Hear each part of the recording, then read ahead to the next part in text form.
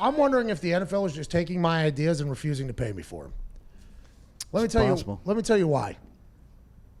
It's been talked about since probably for the last 5-6 years that the NFL wants to extend the season because it's more money. The owners want more games in their stadiums. They want more TV deals. They want more weekends with NFL football. We dominate for 17 weeks. We want to be able to dominate for more. They took a hard stand. They're like, we want 18 games. We want 18 games. We want 18 games. The NFLPA came out and said, there's no way you're going to get 18 games. Our guys are barely getting to the finish line with 16 games because of how banged up they get. You got us playing on Thursday Night Football. You got us playing in America. You got us playing in Canada. You got us playing in Europe. You got us playing in Mexico. You got a lot going on, and this is a very, very gruesome game. Now you want to add 2 games, plus with the 4 preseason games, there's no way. Me, being a big-time watcher of Pawn Stars, being a big-time Shark Tank guy, like enjoying the act of business and negotiations, I've been saying for about a year, Foxy, go ahead and play this if you could, please.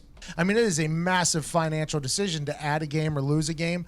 I've always said this, let's meet in the middle. Let's make it 17 games. Let's add a bye week. So it is officially 19 weeks. So it's 2 bye weeks, 17 games, get rid of a preseason game or 2 so that you have like 2 real preseason games. That third preseason game, treat it like it's the AAFL, treat it like it's the XFL. It's just tryout guys, bubble guys anyways. Give them that game, but make sure fans know that this is going to be basically scrimmage between players that aren't going to make this team or special teamers. Add a bye week, have 17 games, and let's just keep it moving going forward. Let's in proportion add to the salary of everybody, so you literally take no money out of anybody's pocket for another performance. Pay them for the bye week as well, and just keep it moving. Then we add an extra game. It's not 18, which is what the NFL wants. It doesn't stay at 16, which is what the players want. But it's a nice win-win for everybody. Been saying it for like the last year or so. That was a little flashback there. Obviously, I was speaking with better language because we can do that on podcasts and such. But that is a real thing that I've been saying. And now, just yesterday, it has come out that the NFL and the NFLPA are almost basically to terms before this new CBA on a 17-game schedule, a 2 preseason game schedule. I don't know if they're going to add an extra bye week. They should. And I just want to know this, Commish. If you're just listening to what I say, that's cool with me, but at least let me put in my bio, NFL consultant.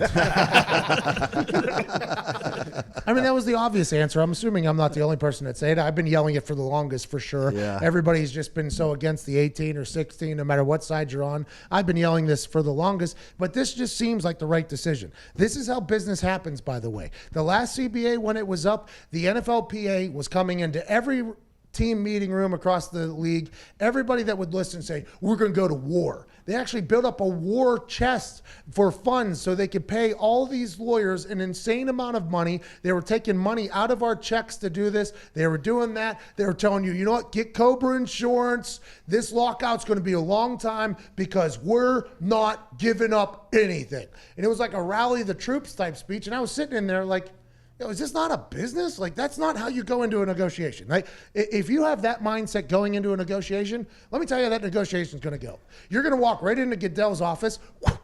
How's it going, Goodell? Guy who gets paid $40 million a year, works for 32 billionaires.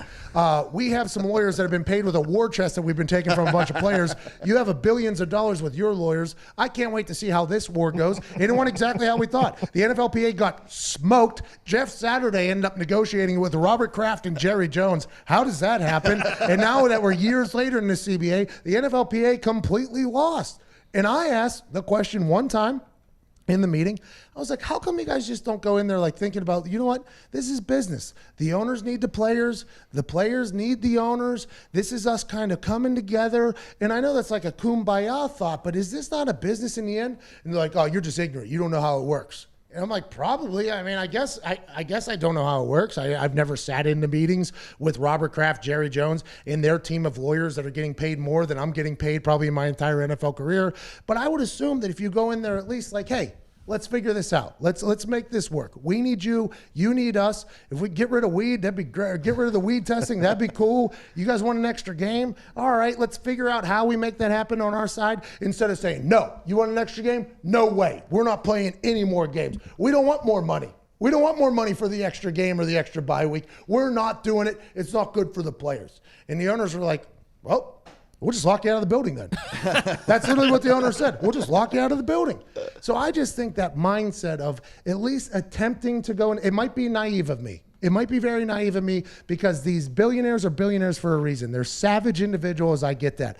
But I feel like whenever you're building up the fact that you're going to go to war with somebody, you're building it up like, oh, we're going to go in there and we're going to punch them in the mouth with our demands. We're not going to give up anything. That automatically makes them do the same thing, and that's not good business. I think the 17-game schedule with an extra bye week, 2 preseason, and just like I said with that 3rd preseason game being an obvious BS game. Like, hey, these guys are probably going to be working at McDonald's, the Canadian Football League, or the XFL next year, but one of these guys might have a Vince Papale moment and make the team. Like, if you just keep it real with everybody, I think that is a great meet in the middle. That's great business, and everybody ends up making more money this way. Now, granted, offensive linemen, defensive linemen, linebackers are already getting beat to hell and back whenever they're playing 16 games. So that extra game is going to be tough, but that's what the extra bye week is for. That's whatever you maybe the NFLPA says, hey, is there any way we can get a little bit more money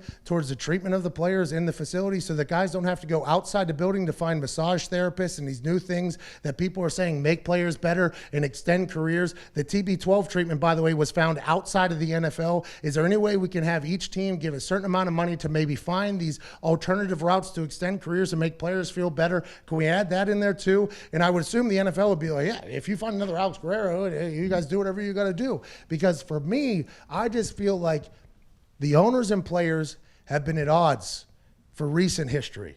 And it's like, yo, you need each other here. We're all making a lot of money. We need each other. We've seen what happened with the replacement refs. It's not good. We've seen what happened with the scab players back in the day. It's not good. You need your best players to play, and the players need the owners' bank accounts to play. They need their stadiums. They need their facilities. Let's just come together and negotiate. And then I like the fact that this 17-game season with 2 preseason games is already being talked about because it's a step in the right direction. My favorite part about what you're saying, and I think they should already have it, is the two bye weeks. I think with the 16 games, you should probably have 2 bye weeks because of the stuff that the players are going through.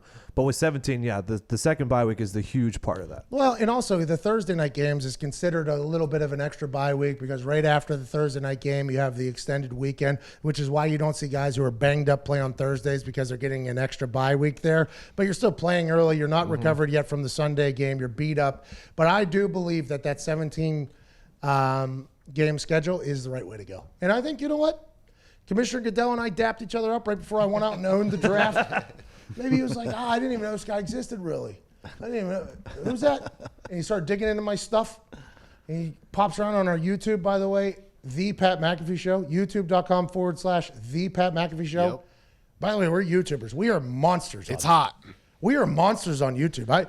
We have paid zero attention to that thing, and it's getting bigger. It's taking off. And we are very thankful to the people watching us on YouTube. I think we're going to start paying attention a little bit more. Zito has been working on his YouTubing. Zito, if you could please do the YouTube stuff so we can get bigger on YouTube. This is Zito. This is the Pat McAfee Show YouTube. Let's go. Zoom in, zoom out, zoom in, zoom out. YouTube videos are a special thing. But I wonder if the old Goodell or somebody over there heard that and was like, that sounds genius, actually. Let's go ahead and do that. Let's not tell him, though, so we don't have to pay him anything. And let's not let him get the credit or any happiness because we still are billionaire savages. But I'm happy it's a step in the right direction. I like it a lot.